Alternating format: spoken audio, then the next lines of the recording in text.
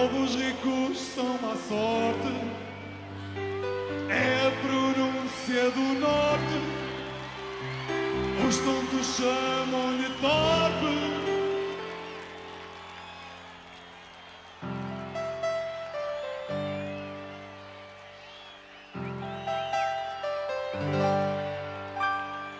Espere o fraco, outro forte.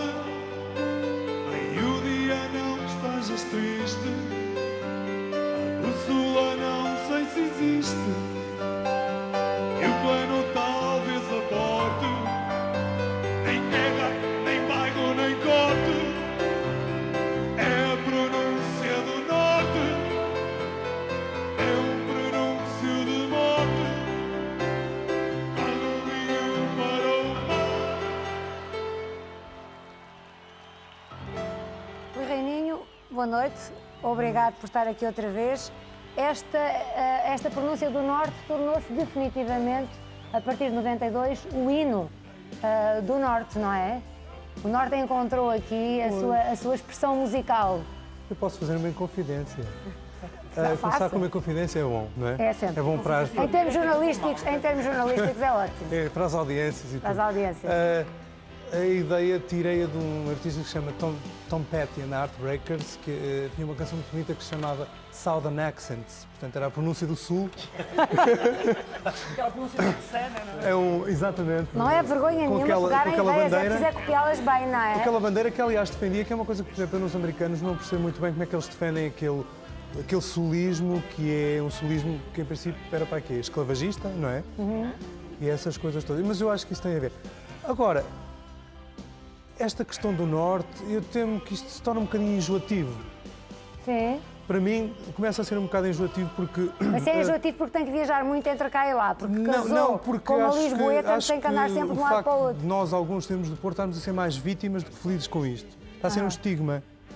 O Porto está, quer dizer, e as pessoas do Porto, os artistas, digamos assim, eu falo em nome deles, não posso subscrever mais ninguém, estamos a ser um bocado vítimas de ser do Porto, parece que se exige mais.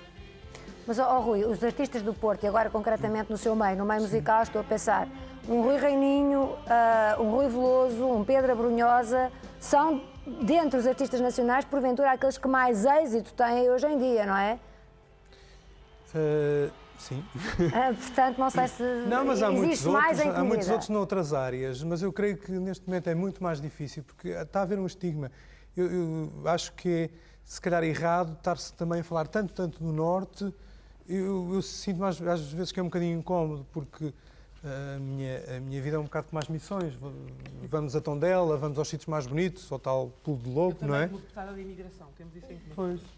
E a certa altura as pessoas dizem, quer dizer, quem é do Alentejo é do Alentejo, quem é daquela área é sempre do Porto. Ser do Alentejo também é um grande estigma, conheçamos. Mas é bom. Eu, por exemplo, francamente, eu sinto mais ligação, mas esteticamente sinto mais... Pronto, escolho, uma pessoa faz uma escolha. Há bocado estavam a falar da Galiza. De facto, eu sinto sincero, eu tenho mais a ver com o pensamento e com a vida de Santiago de Compostela do que com Reguengos, não é? Sinceramente, estou mais ligado. Ou então muito mais que Vila Moura, ou com a Quinta do Lago, essas coisas. Tem muito mais a ver com a Galiza, por exemplo. Não é por acaso que Por isso você é que eu diz que acho que isto é uma novos região, ricos são má sorte, mas o não é? Porto não pode ser o Cristo, não pode ser culpado de tudo. Acho que está a ser um bocado escoador. Agora, obrigam até, coitado, lá os do futebol e os do basquetebol, exigem demais àquela gente que são os simplórios ao facto. Por exemplo, hoje à noite, estão-nos a ver aqui quinta-feira ao Porto, o que é que está a acontecer? Assim, tão transcendente. Abro o bar de um amigo meu, 31, olá, 31. Aproveite. Há 2 ou 3 exposições, mas também não é uma coisa que... Também não é uma cidade que tem a obrigação de fazer tudo e acho que está a haver um mau escoadouro. Há muito lixo. Há muito lixo, então estou a pensar no Rio, há muito lixo a correr para o mar. Agora não corre para o mar, está a correr muito lixo. Está a falar comigo. Não, estou a dizer... Está a falar no sentido metafórico? Não, sim, lixo interurbano que está a cair. Agora o Porto é culpado disto, é culpado, por exemplo, de afrontar Lisboa. O Porto não tem que afrontar Lisboa. Lisboa é uma cidade maravilhosa, visitada, tem a graça de ser visitada, não é? Cidades em que eu tentei viver, Londres, Bruxelas e não sei o quê, tirando os pedófilos, não é? Que é uma coisa desagradável. Mas Bruxelas é uma cidade também agradável e Antuérpia não responsabiliza Bruxelas, quer dizer, responsabiliza de outra maneira. Aliás, parece que até uma diferença linguística que isso é terrível, não é? Pois, mas aí há outras circunstâncias, nomeadamente as divisões linguísticas, não é? O Porto não é culpado de nada, o Porto é existem culpado aqui. de ser, pronto, ter esse individualismo e concordo, eu achei muito bonito o discurso, tudo que eu vi, todo esse individualismo, todo esse anarquismo que eu sinto na alma, não é? Que acho que é um anarquismo Posso inerente. só dizer, Claro. a propósito desse individualismo, manifestar uma pequena discordância, não em relação ao que está a dizer agora, mas em relação ao que a Maria Elisa disse há pouco. O individualismo, nós somos individualistas e assumimos que somos, mas o individualismo não vai contra a nossa capacidade. Há bocado aquela história das tripas, das carcaças e das febras que eu contei, todo ao contrário, era um desses exemplos da nossa capacidade de solidariedade. E eu aponto-lhe um outro.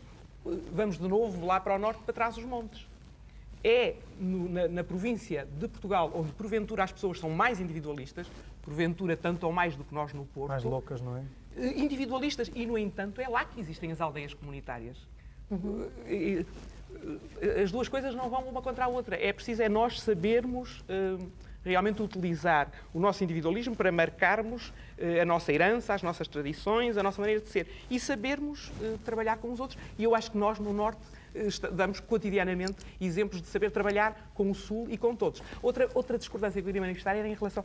Discordância, enfim. Talvez não totalmente discordância. O que se diz de Lisboa. A forma de Lisboa assimilar os recém-chegados. É verdade, Lisboa foi sempre a tal terra de muitas e esvairadas gentes, não é? Falava-se de Miranda, salvo erro. Mário Cláudio, não estou enganado, não troquei o escritor, eu às vezes troco as citações, mas espero que não tenha trocado desta vez. E por isso mesmo, talvez tudo o que vem de todo o país chega aqui e assenta aqui em Lisboa, assenta e sente-se e atua como um lisboeta, um pouco como um cristão novo de Lisboa. E eu acho que isso acontece muito também à gente do Norte. E acontece sobretudo na política. E é sobretudo aí que eu queria referir-me ao que o Rui acabou de dizer, e que é uma grande verdade. Nós pagámos um preço muito forte relativamente a este olhar para o Porto como alguém que não tem o direito de dizer o que diz, nem de exigir o que exige. Como se fôssemos um mundo reivindicador e depois na vida política. Trata-se isso de uma forma menor, provavelmente por falta de entendimento do que é democracia. Diz-se que quando se reivindica um conjunto de situações em relação às quais nós sentimos que temos esse direito. Aparecemos no mundo político tratados como políticos menores, como políticos de campanário, como indivíduos que não têm a grandiosidade de pensamento para pensarem apenas a partir do centro. E o centro é o centro do poder. E julgo que esse é um preço altíssimo que os políticos Eu acho pagam. que um poeta do Algarve não tem que vencer, um cineasta de Viseu não tem que vencer, mas um desgraçado, um artista do Porto tem que, se não está nos tops, já não interessa e não sei o quê. Quer dizer, Quando um grande artista popular, como Hermano José... um poeta deputado do Algarve, estou agora lembrando. Quando um grande artista popular como o Hermano José agarra nesta divisão Norte-Sul e faz, com o êxito com que faz, e até com o agrado por parte da maior parte de vós, um sketch destes, baseado nesta clivagem, é óbvio que é porque ela assenta em alguma coisa de real, porque senão isto não se sustentava e não se continuava com agrado semana para semana. Mas o Hermano é um artista mundial para mim, não falo com ele há anos. Estava só a dizer que um grande artista popular tem que interpretar sempre aquilo que há de mais profundo no povo, não é? Sem Lá dúvida. está, o Hermano José não é um homem de Lisboa, nem de Palmela, não sei o quê. É um comediante mesmo. Tão bom como um Totó, como um Mastroianni, acho eu. Do melhor Também qualquer penso parte que do sim. Mas depois de falarmos do individualismo, já foi aqui também referida a capacidade de realização do Porto e eu queria introduzir outra das minhas convidadas, que é a doutora Maria Cândida Moraes. Boa noite. Vou-me sentar aqui um bocadinho, se puder. Que é um exemplo, e aliás com muita alegria neste programa tenho entre 8 convidadas, 5 mulheres, coisa que nem sempre é possível, embora fosse meu desejo, mas isto significa também que há uma capacidade de afirmação nas mulheres do Norte. A Maria Cândida Moraes é uma mulher do Norte que, por origem familiar, que nasceu um pouco, talvez, enfim, não é por acaso, porque isso é uma coisa muito profunda na sua maneira de estar na vida. Nasceu em Moçambique, não é? Eu nasci em África, nasci em Moçambique. Embora toda a sua família seja do Norte, e a Maria Cândida mais tarde, depois tenha vindo estudar para o continente, mais concretamente para a Faculdade de Economia do Porto, onde se licenciaria, e hoje seja uma grande empresária, presidente de Barbosa e Almeida, a maior indústria vidreira do país, líder de mercado, e também uma empresa que está a apostar numa internacionalização que a faz já ser a segunda maior empresa ao nível da Península. Não é, Maria Cândida? A Maria Cândida dirige hoje em dia cerca de 1.500 pessoas e já teve até o prazer de poder voltar a atuar profissionalmente na terra onde nasceu, porque já tem, neste momento, uma fábrica também em Moçambique. Duas fábricas em Moçambique. E isso foi com certeza uma grande alegria, ter podido voltar e voltar pela positiva, fazendo uma coisa que é importante para a expansão do Grupo Barbosa e Almeida, mas é também importante para Moçambique, não é? É, mas eu acho que quando se trabalha, quando se está à frente de uma empresa e quando se dirige negócios, não se está por razões sentimentais, nem porque é importante para Moçambique, nem por mais nada, é porque é importante para Barbosa e Almeida. Por isso o investimento fez e por isso fomos para Moçambique. Não há uma parte afetiva nisso? Não, é natural que me agrade. Coincidiu. Agora, Felizmente coincidiu. não é por causa disso que estou lá. É com certeza porque é bom para a empresa. De qualquer maneira, diz-se muito que quando se reivindica esta maneira de ser diferente, que de algum modo os nossos convidados hoje têm referido, de ser nortenho, diz-se muito que as pessoas do Norte são mais afetivas. A Maria Cândida tem tido uma postura, é uma mulher que tem sido muito premiada pela sua postura como gestora à frente de Barbosa e Almeida e, aliás, também noutras empresas familiares onde tem uma participação ativa e, portanto, é vista um pouco como uma mulher da ação, onde, e até nestas suas afirmações anteriores, poderia pensar-se que não há lugar para muito afeto. Mas há ou não? Há com certeza, eu acho que... Há essa maneira própria de ser nortenho, mesmo ao dirigir uma grande empresa, ainda por cima num setor dominado pelos homens, não é? Porque o vidro, até a Maria Cândida estar à frente de uma grande empresa, desta grande empresa, era um setor completamente dominado pelos homens, penso eu, a nível de desfias. Imagino que a nível mundial será assim e em Portugal era com certeza. Mas deixe-me só dizer uma coisa. Quer dizer, o facto de eu dizer que estou em África por razões profissionais e não estou por razões afetivas não tem nada a ver com o facto de eu não achar que o afeto é a coisa mais importante que há na vida. Sem afeto nada vale a pena. Esta é a minha postura pessoal. Relativamente... E como é que integra isso em termos de gestão? Integro perfeitamente, Maria Elisa. Não é possível dirigir uma empresa se não tiver uma dose muito grande de sensibilidade, se não tiver um afeto muito grande por todo o mundo que lá trabalha, por toda a gente. Eu digo mundo porque, de facto, 1000 e tal pessoas já não é um conjunto de pessoas, já é quase um mundo. E, portanto, só com muita afetividade, só com muito respeito pelas pessoas, só por um grande sentido de justiça, que eu não consigo, com certeza, exercer a 100%, mas que faço um grande esforço, porque a minha maior preocupação é que se consegue levar as coisas para a frente. Maria Cândida, o Norte tem uma cota-parte de responsabilidade muito, muito grande nas exportações portuguesas.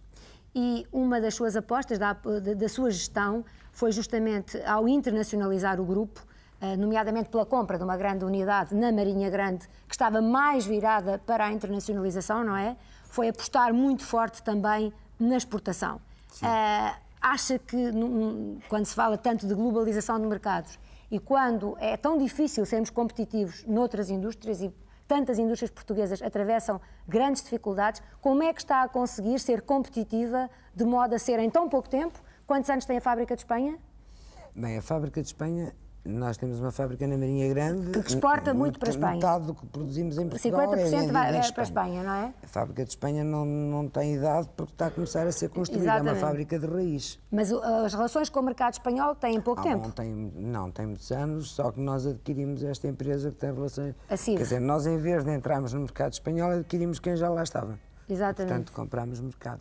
Qual é o segredo de ser competitivo em termos europeus hoje em dia? Eu acho que não há segredo, eu acho que inclusivamente neste momento as pessoas têm que se bater por ser cada vez mais competitivos. Aliás, estamos na vizinhança de entrar na moeda única e eu penso que quem não for competitivo não tem qualquer hipótese de sobreviver. E, portanto, depois terá que fazer uma gestão no sentido atenta, em ordem a ter custos cada vez mais baixos e uma qualidade cada vez melhor, porque o mercado está completamente inelástico para aceitar aumentos de preços e, portanto, naturalmente que as empresas gerem-se, gerindo a retaguarda, gerindo a produção.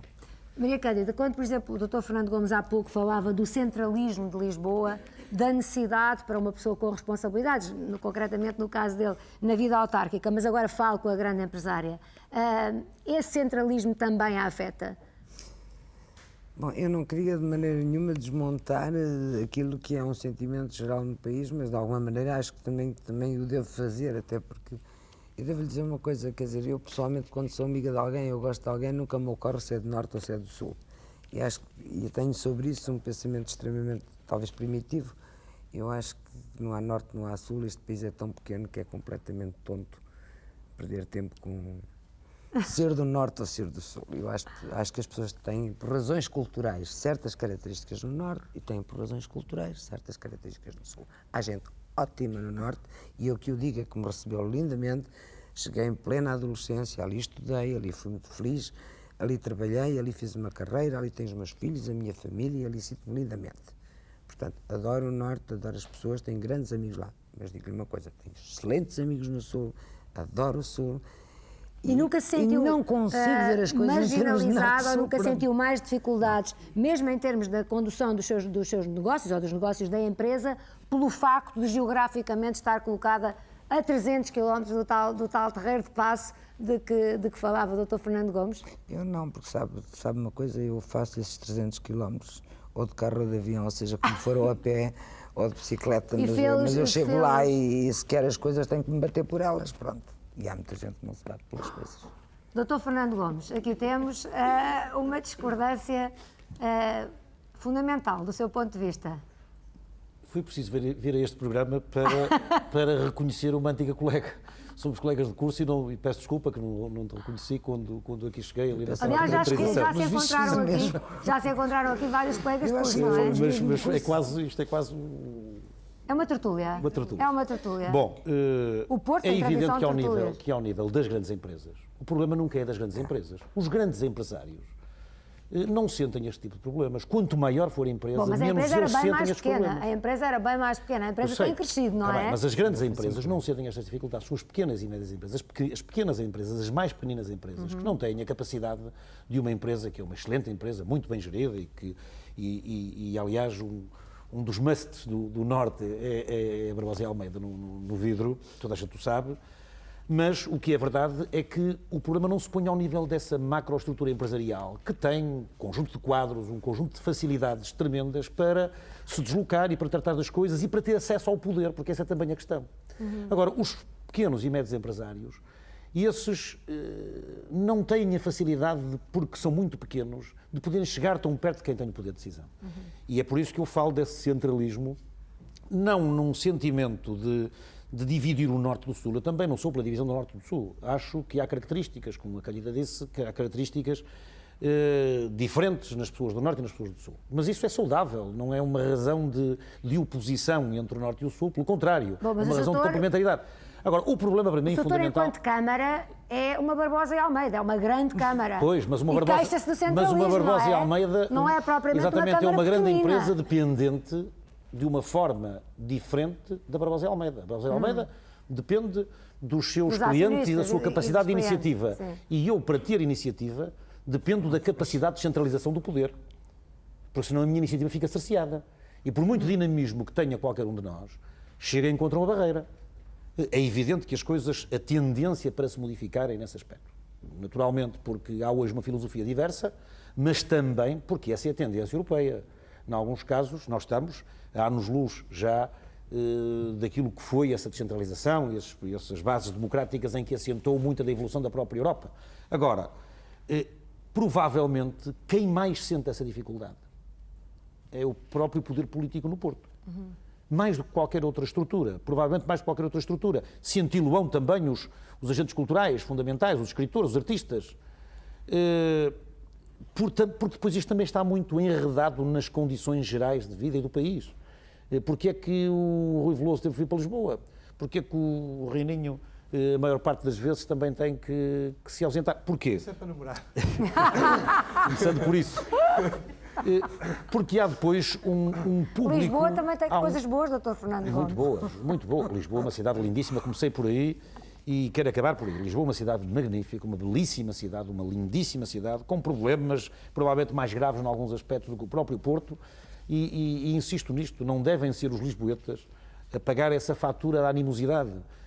Espero que muito proximamente nós possamos encontrar muito mais razões de solidariedade entre nós, porque às vezes há esse entendimento mais aligeirado de que o que está em causa são os cidadãos de Lisboa, são os alfacinhas versus tripeiros. E não é isso. O que está em causa é um sentimento de algum afastamento da realidade que é o país fora de Lisboa. Muito obrigado. Sim, doutora Manuela Aguiar. Acho que na política isso se verifica, mas isso verifica-se muito mais no único aspecto, eu não quero voltar aqui a uma discussão sobre futebol, mas verifica-se muito mais no único aspecto em que realmente houve uma revolução depois do 25 de Abril no que respeita ao poder norte-sul, ou ao poder Lisboa-resto do país, que é muito mais exato dizer assim, porque o problema não é só do norte, o problema também é do sul, face a Lisboa, face a uma capital que é, como há bocado dizia o Dr. Fernando Gomes, nesse aspecto eu estou inteiramente de acordo com ele, porventura a mais centralizadora de todas as capitais europeias. Isto não tem nada a ver, evidentemente, com os lisboetas, com as pessoas de Lisboa, mas tem a ver com o poder que está entronizado em Lisboa há séculos e que continua. E nem sequer o 25 de Abril abalou estas estruturas do centralismo lisboeta. E acho que nisto estamos aqui todos de acordo. Mas no futebol, sim, isso aconteceu. E é aí que é sintomático a forma como nós, do Porto, ou do Futebol Clube do Porto, mais concretamente, somos vistos pelo resto do país. Como se realmente não pudéssemos chegar aí, senão por meios que não são límpidos. Não devêssemos, ou não tivéssemos chegado aí, pelo nosso próprio mérito e pela nossa própria capacidade. Há muitas vezes uma espécie de suspeição sobre as vitórias do Futebol Clube do Porto. Porque se refez, porque as coisas se refizeram num novo equilíbrio, em que o Norte tem o que o Norte deve ter, há realmente esse clima de suspeição, de ataque constante à pessoa que mais protagonizou realmente essa grande revolução. A única que até agora tivemos em Portugal. Embora que no campo político... Embora, doutora Manuela Aguiar... As vitórias anteriores também se calhar eram feitas de facto por meios ilegais. Exatamente, eu estou...